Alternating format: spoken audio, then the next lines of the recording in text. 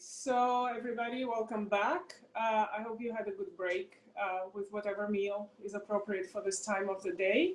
We're going to go right back into the next session presented by Arnaud Mehl from the ECB on digital currencies and open economy. Hi. The floor is yours. Thanks, Galina. So good afternoon, or well, good afternoon, everybody from Frankfurt at least. I'm super excited to be in this conference today. It's a great conference, and also it's the paper that I'm going to talk about today is a new topic for us, and I think that the timing, in a way, was not on purpose, but it couldn't be more perfect than it is. It would have been unfortunate for me to talk about that paper yesterday, but just this morning, if you have the curiosity to go to the ECB website, we just did an announcement that we're releasing a major report on what we call the digital euro. That's what I'm going to talk about today, where we essentially say that we are starting to intensify our efforts to understand the digital euro. We're launching a major public consultation and an experimentation of that digital euro, and after which we'll decide whether we want to go ahead with it. So the paper that I'm presenting today is one of the work that we've been doing so far in the bank over the past few months to understand the implications that such a digital currency could have for the ECB and all the major central banks at large. So this being said, so let me start the talk. So perhaps not all of you are familiar with what a central bank digital currency is. So I thought it would be useful to start with a little bit of a definition. So if you look at the very, very crude and simplified balance sheet of a central bank, and you look on the liability side, you have two essential items on that side of the balance sheet. First is cash, and that's banknotes, which are physical instruments and which are available to the public, so to firms, to individuals, to everyone essentially. And then you have bank reserves, which are a digital instrument and are available only to commercial banks. These are the reserve that commercial banks are with the central bank. Now, a digital euro or central bank digital currency could be essentially a mix of those two. It would be in a way like a digital version of a banknote. So it would be available to the public, and it would be digital. It wouldn't be physical, which has a number of interesting economic implications. Now, you need to understand that such a digital euro, such a central bank digital currency would be something different from other forms of digital money that you might be more familiar with. One is commercial bank money or e-money that you usually use on your mobile phone or your smartwatch or just your bank account, which are not the liability of central bank, but the liability of a private entity, of a commercial bank. And it's also different from cryptocurrencies or global stable coins. Some of them have become known because these are not the liability of the central bank or a private entity, and for some of them, like Bitcoin, for instance, they are not even a liability on anything. And that distinguishes the central bank digital currency from other forms of digital money that we've known so far. Right. So in terms of policy motivations, and the announcement that we make today is at the core of that. We've seen a number of innovative payment solutions, for instance, like Facebook's Libra, but previously other forms of innovative payment solutions like PayPal, or in China WeChat Pay or Alipay that have really challenged the way central banks can think about the concept and provision of money, and perhaps we need to understand and upgrade those concepts and this provision, and that's the thinking that we're starting to do now. This year, exceptionally, we had the COVID pandemic, and that induced a number of individuals to shy away from cash and to move towards increasingly other forms of digital payments, and that also provides an additional policy motivation to look into this issue. If you look at all central banks worldwide, and there's a very interesting survey that the BIS conducted earlier this year, what you find is that a large or the overwhelming majority of central banks worldwide are conducting work to understand the implications of central bank digital currency, and no less than 80% of them are doing that. And perhaps perhaps the most important of those motivations, that China is very much ahead in doing that, and they've launched very large-scale tests of their own version of the central bank digital currency in cities that cover 500 million of the population in China, and they really want to, according to press reports, to press ahead with that as quickly as possible. So that's really a core and timely policy issue, and that prompts us to think about this. Sometimes, I mean, I like to compare the central bank digital currency or the digital euro for us as, you know, that's something that goes back to this very old jazz hit of Cole Porter in the 20s, where, you know, he was singing, we should all do the same thing, and we should, and let's do it. And in that song, he was singing that, you know, birds do it, bees do it, and even educated trees do it. And CDBC is for central bank is really the same thing. So like I was saying, the Chinese do it. They want to have a CDBC, or they're doing everything they can to do it. The Swedes, and we're in Sweden today, and I couldn't help but mention that the Riksbank among the central bank community in Europe is one of the most advanced central bank in studying the implication of a digital currencies. And like I was saying, perhaps all the major central banks will do it, or others will do it, perhaps the Fed, perhaps us, as we made that announcement just today.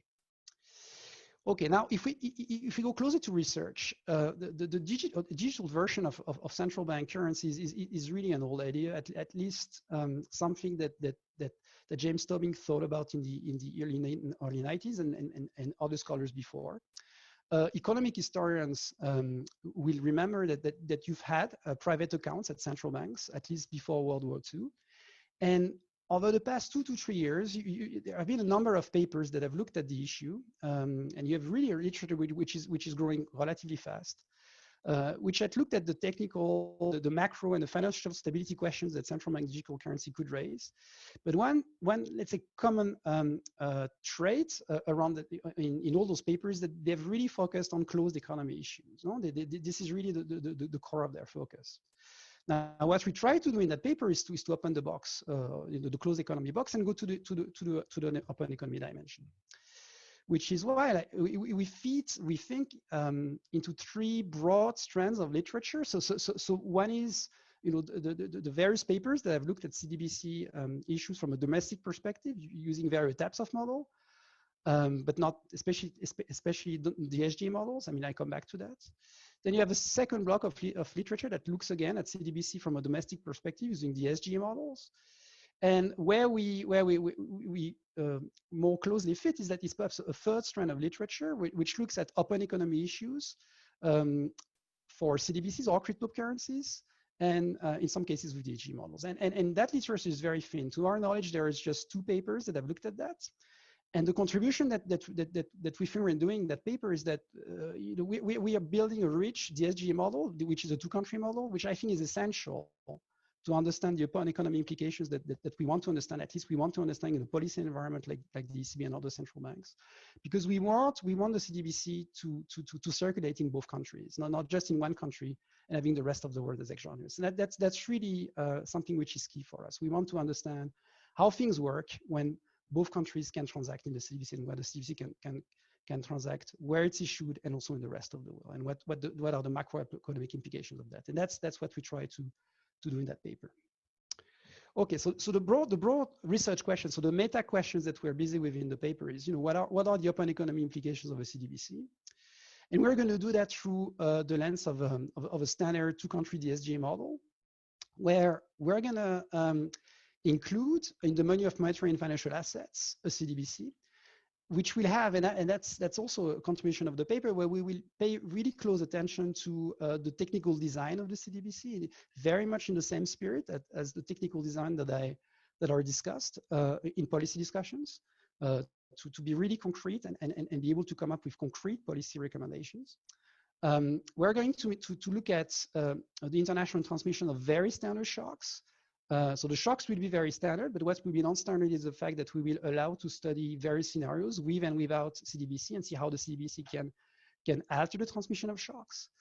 And being in a central bank, we're interested in optimal monetary policy, the welfare implications of that, and what it means in terms of international policy coordination. Right. So here's a preview of some of the key findings that we have in the paper. These are really like some of the most salient ones. There are other findings in the paper, but just these are the basic ones.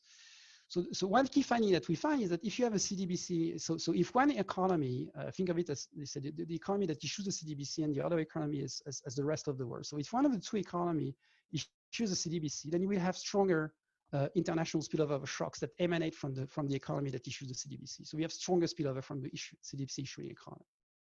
That's one result. But what we also find is that the technical design of the CDBC itself really matters. Expectively, if you have capital control, so if you prevent agents to transact freely in the CDBC, you will have less spillovers. But also, if you have other features, like for instance, a flexible remuneration of the CDBC, so a flexible interest rate on the CDBC, that will also dampen spillovers. And what's really insightful is from the model is that it seems that it's really this latter things that dominates if you want to dampen spillovers from the CDBC. A third implication or a third result that we find in the paper is that given these spillovers, a CDBC will increase asymmetries in the international monetary system. It will make the domestic economy that issues a CBDC more dominant in shaping global monetary conditions through the spillovers that it can sense to the rest of the world. And it will reduce the autonomy of the economy that receives the spillover, so the foreign economy that doesn't issue the CDBC, and it will reduce to an economically very significant extent its monetary policy autonomy, which was important policy implications, and I come back to that when I conclude. Right. Let's say the rest of the talk is very classic, so I'll spend some time describing the basic intuitive features of the model. Where I spend some time is really on the key economic mechanism, really the one key ingredient in the model that from which many of the results follow. I'll show you a couple of results, and if I have time, I'll also try to spend some time on some of the interesting extensions that we did, varying the technical designs of the CDBC before I conclude, especially on the policy implications, which are important for us. The basic model that we develop is not really innovative. So we take, in fact, a model from elsewhere. So we take the two-country DSG model of Martin Eichenbaum, Rebello, and a Fed co-author, I believe, that they published a couple of years ago, which is a very classic structure. So you have a household block in the model, where households do what households should do. So you have a unit mass of households. They consume, they save in the form of bonds. They supply labor and they invest in risky loans. I'll come back to that because that's important. We have utility of households, which depend classically on consumption, labor supply, and we have cash, so money in the utility function. And we have incomplete access to domestic and foreign bond markets. So bond is one of the financial assets which is internationally traded. And given this incomplete access to bond markets, you have a failure of UIP in line with standard empirical observations. And that's one of the financial frictions of the model. The firms or the firm sector, which we have in the model, is also very standard. So you have firms that produce final goods that are sold domestically and abroad. You have monopolistic competition and sticky prices and wages. And those firms demand loans to invest, which are supplied by the financial sector, which is in this model a veil between households and firms. So the financial sector issues loans to firms, which are financed through household deposits. And the returns on those loans will be risky. And that's going to be different from the CDBC, where the returns will be safe. Just to capture the fact that the CDBC is a liability of the central bank, which cannot be or can be considered as the safest asset that you can think of, unlike commercial bank deposits, which have to be insured. And that's going to be an important ingredient of the model. That slide is not meant to be read literally, but it's just to give you a feeling of the very rich structure of the model. So we wanted the model to be as realistic as possible. And we have essentially three building blocks. We have the domestic economy, which is on the left-hand side. You have the foreign economy, which is on the right-hand side. The domestic economy is the economy that issues the CDBC. And you can think of the foreign economy as the rest of the world. It doesn't issue a CDBC, but it can purchase and sell the CDBC. So the CDBC can circulate everywhere, both in the domestic economy that issues it, and also in the foreign economy that doesn't issue it. In the middle, you have the international channels of propagation of shock. So you have the goods market. So you have exports and imports. So real international linkages. You have in the simplest version of the model bonds, which is the only internationally traded financial assets, and that's so you would have international financial spillovers through the bond market. And in the version of the model where you have the CDBC, you have this other financial asset, which is a CDBC that will also create spillovers, and the exchange rate is endogenously determined in the model by all those things. Now, so here's an important slide, and that slide is essentially trying to have a visual representation of perhaps the key intuition as to how we model the CDBC and what are the key economic ingredients that make the CDBC special. So when you compare a CDBC with other international monetary and financial assets, so when you compare CDBC with cash, bonds, and deposits, so these are the monetary and financial assets we have in the model, in terms of various dimensions, which are scalability, liquidity, safety, the fact that you can be remunerated, and the last one is that you can be internationally traded. It's very apparent that the CDBC is special because it ticks all the boxes. So the first thing that you can see is the CDBC is scalable, like deposits and bonds. It's digital, so there are no storage costs. You can scale that perhaps up to infinity, which is not the case of banknotes. You will quickly run into problems if you want to cash zillions of banknotes because they can be stolen, or you will just need physical space that is just not available for that. So that's one key thing. A second key thing is that the CDBC is very liquid, so you can immediately use it. It's a means of payment, so you can use it to discharge debt, and that's very much the case, like cash. It's available for immediate payment. And in the model, it's going to be very different from bonds, which have to be sold, and it's going to be different from deposits, which in the model we think as term deposits. So not deposits that are on your girokonto, which are immediately available to pay, but more term deposits. The CDBC, and that's a third ingredient, is very safe. So it's a liability of the central banks, like cash and bonds, which think of them in the model as a treasury bond. But that's not going to be the case of deposits, which are going to be risky. And that's again to capture the fact that you can have deposit insurance on deposits, and the bank and commercial bonds can fail. The interest rates of the CDBC is a fourth thing that distinguishes it from cash. So the CDBC can be remunerated. Remuneration can be anything in the model, can be negative, can be fixed, can be flexible. We model it in a very flexible way, and that's another distinctive feature. And the last thing is that the CDBC is an international traded asset, like bonds, and unlike cash and deposits. So you can see immediately that the CDBC is some form of hybrid instrument. It's both like money. It's also a bit like a financial asset like bonds. It shares some similarity with deposits, but it's a synthetic construct of all of this, and that's the thing that makes it special, and that in the model we generate more spillovers. All right. Now, how do we model that? So if we first focus on the period utility of domestic households. So remember that the domestic economy is really the economy that issues a CDBC. The period utility of domestic households is very classic and very standard. So it depends positively on consumption, negatively on labor, and it also depends on money.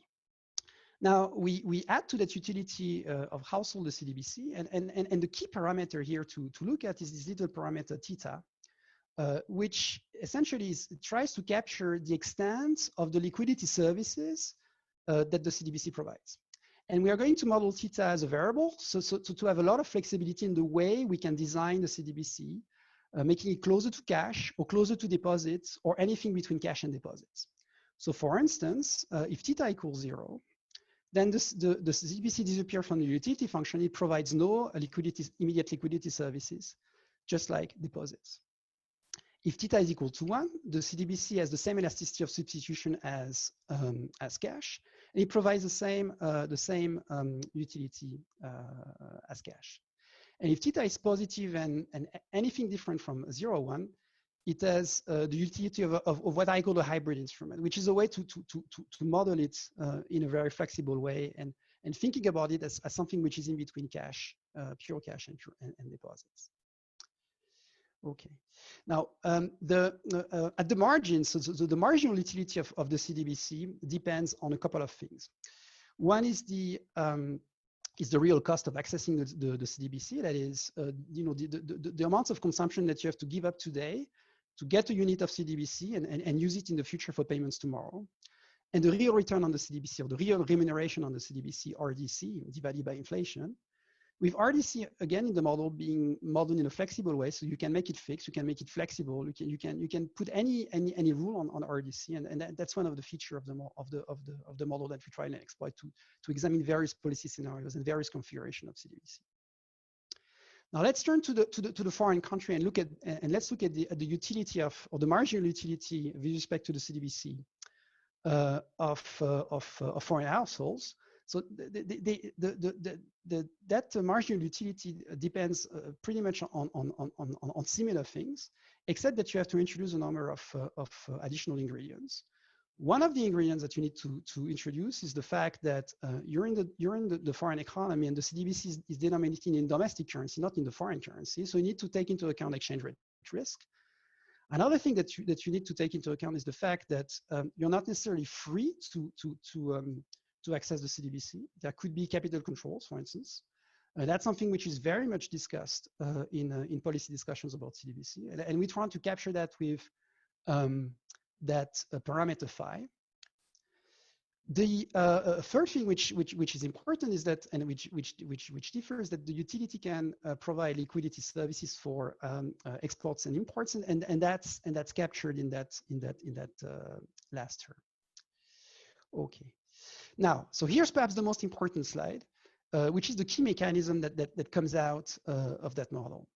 Now, when you have a CDBC in the model, unlike in a world where you don't have a CDBC, you have a new arbitrage condition that will emerge, a new international parity condition, if you want to put it that way, that will emerge from between the interest rate on the foreign bonds on the one hand, and the remuneration of the CDBC adjusted for exchange rate risk on the other. And this is what is picked up in this equation. So in equilibrium, the foreign bond interest rate, which is R star here, will have to equal the remuneration on the CDBC adjusted for exchange rate risk.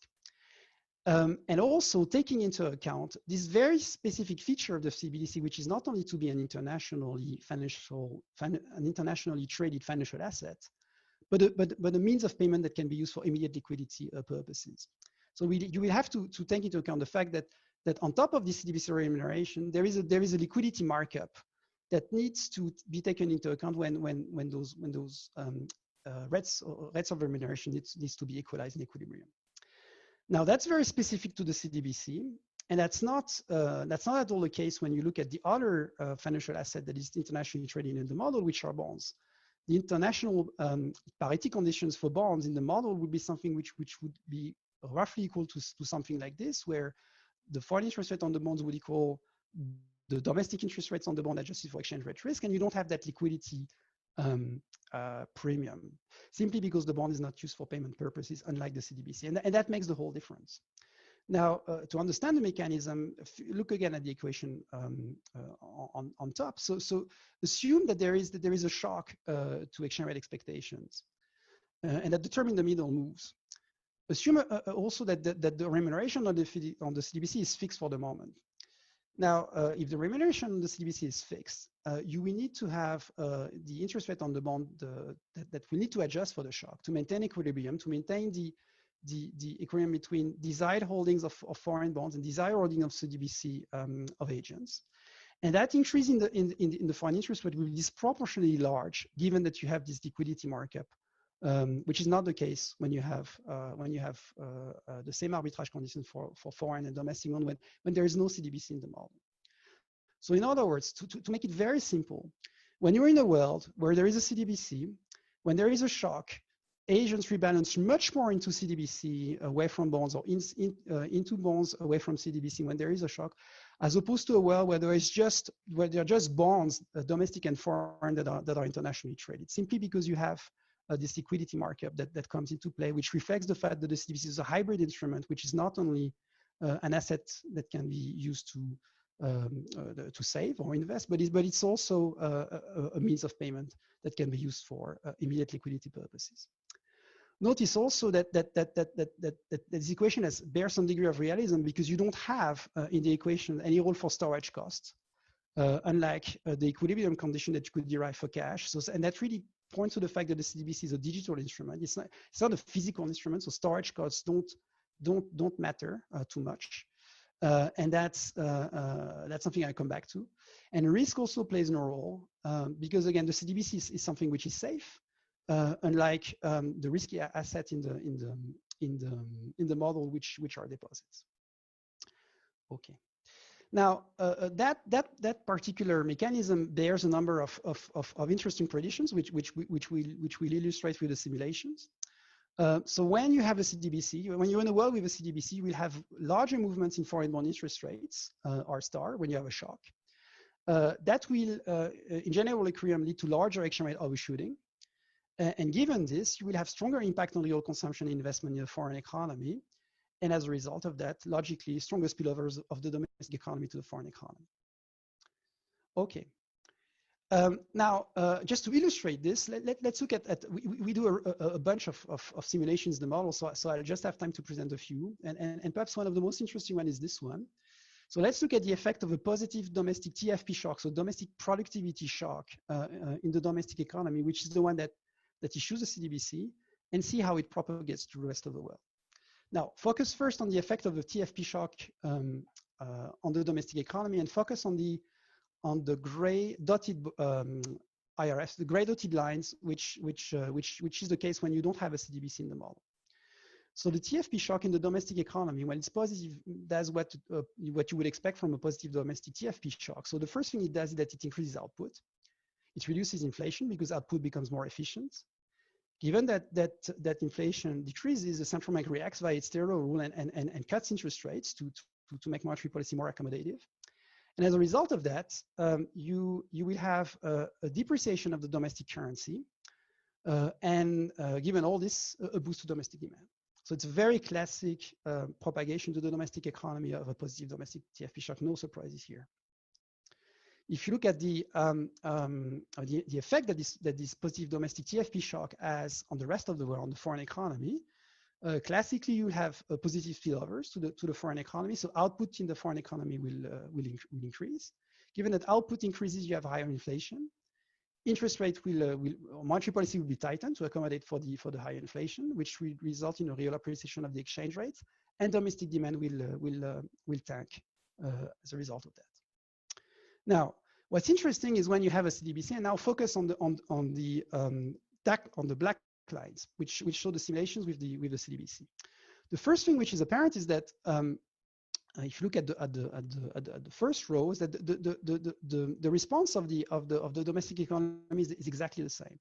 So here the CDBC is essentially is completely neutral. Nothing really changes when you have a CDBC. But what's interesting is if you look at the foreign economy, then you see some differences. And one difference that you see is that the response of output is stronger, and so is the response of domestic demand. So output grows more and domestic demand tanks more.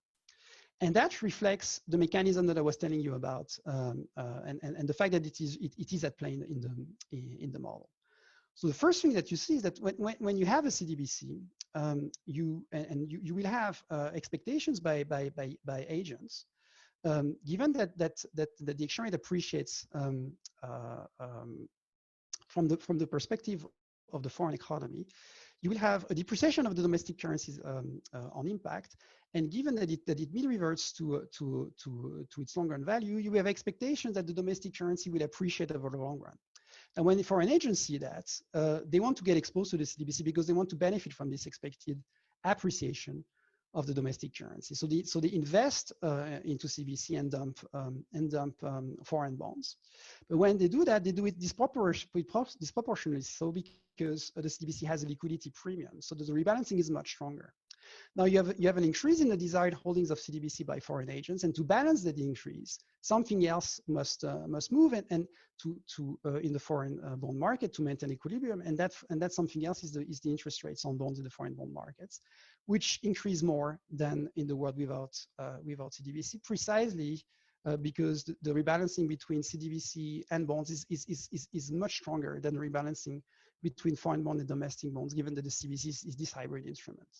And interest rates in that CBDC in the foreign bond markets increased by an additional 30 basis points. And as a result of that, given that you have a stronger increase in domestic interest, in foreign interest rates, you have a stronger impact on domestic demand in the foreign economy and stronger real spillovers. And that's essentially the mechanism that we have in the model.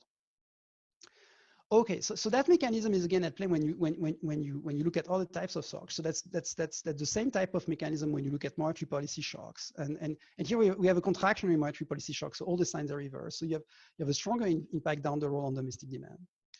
That's also the case that you have this mechanism when rather than using a calibrated version of the model, which is the one that we use in the baseline. When you use an estimated version of the model, where for the sake of simplicity, we estimate the model on US and Euro area data, you again have those amplifying effect of the CDBC, which is due to its hybrid nature. If you look at other forms of CDBC supply, in the basic version of the model, we look at a CDBC which is supplied elastically at a fixed interest rate, but we can relax that assumption. So we can have a CDBC which is supplied in fixed quantity where the interest rate is itself elastic, and see how it varies and how it impacts the results. So when you do that, and you see also, and you want to see how this varies also condition on this parameter theta, which again is the parameters that drives how much liquidity services the CDBC provides. What is quite apparent is that the more the CDBC provides liquidity services, so the more theta increases, the more you have spillovers on foreign output. The black line, which is the one where you have a higher theta, is above the gray line, which is a CDBC with a lower theta, which is indicative that at high values of theta, so at high values of liquidity services provided by the CDBC, you have stronger spillovers on foreign output. And that again points to the mechanism that the CDBC, or the specificity of the CDBC, which is not only to be an internationally financially traded asset, but also a means of payment. Again, this hybrid nature which is kicking in. You can also you have 4 minutes left. That's fine. I'll have enough. You can also think of the CDBC as something that is a policy instrument where the CDBC has an interest rate which is set up with a Taylor rule. And again, you do find that this matters for the extent of the spillovers. But what's really interesting is that the magnitude of the spillovers under a Taylor rule is much less than the spillovers on the fixed supply CDBC or CDBC with fixed interest rates. And that's interesting because the key reason why this is the case is that in that case, movements in the CDBC interest rates and movements in the interest rate on bonds becomes extremely correlated. So in other words, the CDBC becomes a very close substitute to bonds. It doesn't really make a difference. And this you can see in this chart where we simulate the model on the various configurations of CDBC when we fix remuneration. When the CDBC is supplied in fixed quantity, and the last one, which is the interesting one, when the CDBC is as a flexible interest rate set up by a Taylor rule, and you see that the interest rates on bonds in the domestic economy and the interest rate on the CDBC essentially are almost correlated 1-to-1. So the CDBC is just the same as domestic bonds, and there are no real difference then between the CDBC and bonds, and it doesn't make a difference. And which is why the spillovers under that particular configuration are much less than the other configuration. Okay, so capital controls also matter. They of course, as you would expect, but they don't really matter for real spillovers. So foreign output remain essentially the same because all the variables in the model move. But they do matter for the extent of capital flows, So foreign bond holdings or let's say capital flows in CDBC will be much less, evidently, when you have capital control as opposed to when you don't have capital controls. But what I think it should also really matter is the extent of the liquidity services provided by the CDBC, which is really a key economic force in the model. Storage costs also matter, but economically not so much. In fact, when you increase storage costs, so you do find that there are less international spillovers to the rest of the world, but not to an economically meaningful extent. So they don't really matter. The fact that the CDBC is digital, that doesn't really matter as opposed to other features of the CDBC. Okay, last thing before I conclude. So we wanted to understand, coming from the CBD, what would be the optimal monetary policy in the presence of a CDBC. So we ran an optimal monetary policy exercise where we actually try to find the parameters or the values of the Taylor rule of the elasticity of the interest rates on inflation and output that maximize the discounted utility of households. And when we solve that problem, when you compare what those optimal parameters are in the domestic economy, which issues a CDBC, in the foreign economy that doesn't issue a CDBC, in a world with and without CDBC, it's quite apparent that for the domestic economy, having a CDBC or not doesn't really matter. The optimal central bank reaction function is the same. But for the domestic economy, you do see that there is a big difference. And this big difference is that in the presence of a CDBC, the foreign central bank has to be much more reactive because it gets so much more spillovers from the CDBC and it needs to accommodate that in its optimal policy response. So in a way, external disturbances plays much more of a role when in a world when you have a CDBC for the foreign economy which doesn't issue it, and it is in this sense that it loses autonomy. So the rest of the world, you can think of it as a global financial cycle in a way, matters much more for the foreign central bank in the world of CDBC than in the world without. Okay, I think I'll conclude here because otherwise Galina will cut me short. So the key takeaway are those ones that I mentioned before. So the CDBC amplifies spillovers. Technical design matter. You have stronger asymmetries in international monetary systems when you have a CDBC, in the sense that it reduces monetary policy in the rest of the world, in the part of the world that don't issue it.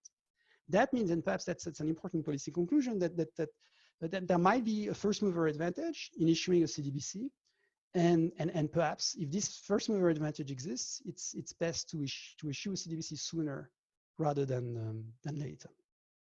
And I think I stop here. Thanks a lot.